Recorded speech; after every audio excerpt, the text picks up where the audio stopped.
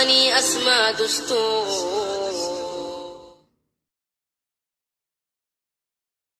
Assalamualaikum warahmatullahi wabarakatuh. Alhamdulillahirrabbilalamin. Wassalatu wassalamu ala rasulillah wa ala alihi wa ashabihi wa mawalah, amma ba'd.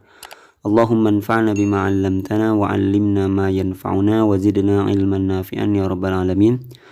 Para sahabat semua, kembali lagi di channel ini, channel ngaji bahas Al-Quran, membahas seputar Al-Quran dan bahasa Arab, membahas seputar kemu'jizatan Al-Quran yang dikaitkan dengan keilmuan-keilmuan yang ada dalam bahasa Arab. Kembali kepada pembahasan tema umum di surat-surat yang ada dalam Al-Quran, membantu memahami kandungan umum surat Al-Quran kepada mereka yang ingin menghafal Al-Quran atau membaca Al-Quran, sehingga sebelum membaca surat tertentu tergambar gambaran umum atau tema umum yang ada di dalam surat tersebut dan sub-sub temanya. Kepada mereka yang baru bergabung, bisa di-download bagan fotonya ini di link deskripsi atau di fanspage Facebook Ngaji Bahas Al-Quran. Pada kesempatan kali ini insya Allah tema surat yang akan dibahas adalah tema umum di surat Al-Imran, yang mana tema umumnya adalah tetap tegar di jalan Allah agar berhasil menjadi khalifah di muka bumi. Ini masih ada kaitannya dengan tema umum di surat Al-Baqarah, bisa dilihat di video sebelumnya di pembahasan surat Al-Baqarah. Faktor-faktor untuk bisa menjadi tegar atau tetap tegar di jalan Allah, istiqomah di jalan Allah adalah: pertama, berlindung kepada Allah dengan berdoa meminta pertolongan kepadanya; optimalisasi ibadah dengan taat kepada Allah dan Rasul; berpegang teguh kepada agama dengan sifat takwa; dakwah kepada Allah; sabar dalam ketaatan; selalu bersama dengan orang soleh; menjaga persaudaraan dan larangan untuk berpecah belah. Kemudian di surat Al-Imran ini secara umum ada dua bentuk tetap tegar di jalan Allah ini. Pertama, bentuknya di pembahasan pertama, tetap tegar di jalan Allah dalam ideologi atau dalam akidah. Dibahas di pertama, awal dialog antar agama. Terjadi dialog antara Rasulullah dengan Bani Najran yang dari Nasrani. Kemudian penguatan akidah sebelum dialog. Mencari titik temu antar agama, ayat-ayat yang mematahkan argumen agama lain yang bisa diterima akal, bukti-bukti dalil yang menegaskan keesaan Allah, tauhid, objektif dan adil ketika berdialog, beberapa keutamaan ahli kitab.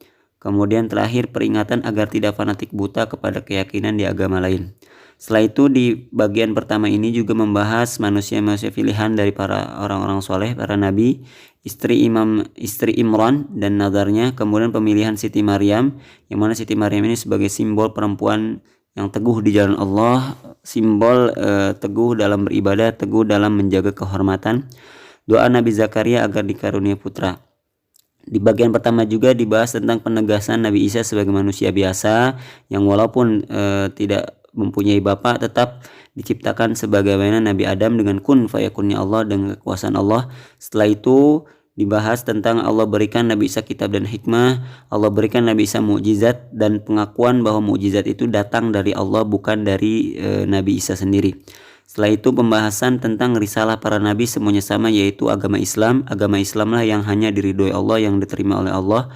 Lalu setelahnya ada pembahasan ahli kitab, dibahas tentang bagaimana mereka merubah atau menyelewengkan kitab yang telah diberikan kepada mereka, perselisihan di antara mereka tentang apakah Nabi Ibrahim seorang Yahudi atau Nasrani, rencana mereka untuk membunuh Nabi Isa, ajakan kepada mereka untuk mengikuti jalan hak dan berlaku adil, lalu terbukanya pintu taubat bagi mereka. Itu kurang lebih bagian pertama dari surat Al-Imran tentang tetap tegar di jalan Allah dalam bentuk akidah. Kemudian di bagian keduanya, tetap teguh di jalan Allah dalam bentuk prakteknya, dalam bentuk implementasinya di kehidupan sehari-hari.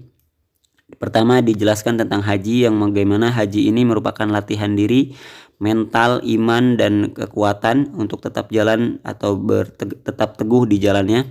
Setelah itu dijelaskan tentang perang, yang kita bisa supaya bagaimana tetap tegar, tetap teguh, tetap istiqomah di jalannya ketika dalam kondisi perang.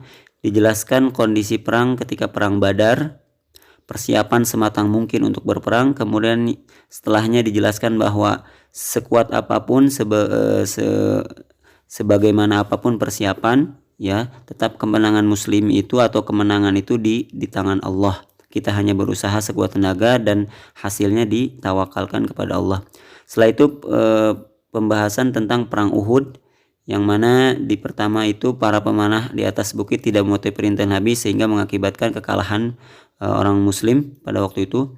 Larangan hanya berpangku menggantungkan diri kepada seorang tokoh, bahkan kepada Rasulullah. Berpegang teguhlah kepada manhaj Allah, kepada agama Allah, bukan berpegang atau menyandarkan diri kepada pribadinya saja, pribadi seseorang. Setelah itu celaan Allah kepada mereka yang tidak taat kepada Rasulullah, menghibur kaum muslimin agar memotivasi agar bangkit. Pentingnya musyawarah walaupun kalah di dalam berperang. Kemudian ujian ini sebagai ujian di perang Uhud ini kepada orang-orang mukmin, membedakan mana yang munafik, mana yang jelek, mana yang tidak jelek, mana yang baik dan mana yang tidak munafik. Kemudian perintah untuk bertaubat dan kembali ke jalan Allah. Lalu setelahnya ada pembahasan tentang jihad di jalan Allah, bagaimana jihad di jalan Allah mengorbankan diri dan harta. Lalu berhati-hati dari orang-orang munafik, peringatan untuk tidak menjadikan mereka sebagai teman yang mungkin bila dijadikan teman mereka akan membocorkan rahasia kaum muslimin. Mereka juga bisa memecah belah kaum muslimin agar tidak berperang pada waktu itu, menyebarkan kebohongan untuk mempengaruhi muslimin agar berputus asa ketika berperang. Kurang lebih itu tema umum yang dibahas di surat Al-Imran, tema umum dan sub-sub temanya dari surat Al-Imran. Seakan-akan surat Al-Imran ini memberikan tuntunan kepada kita agar kita terus beribadah, terus beristiqomah di jalannya sampai ajal menjemput, sampai maut datang. Sabar, berusaha sekuat tenaga. Wallahu a'la wa a'lam wa nisbatul ilmi ilaihi aslam wa ahkam. Bertemu lagi di pembahasan tema di surat An-Nisa insyaallah di video selanjutnya. Assalamualaikum warahmatullahi wabarakatuh.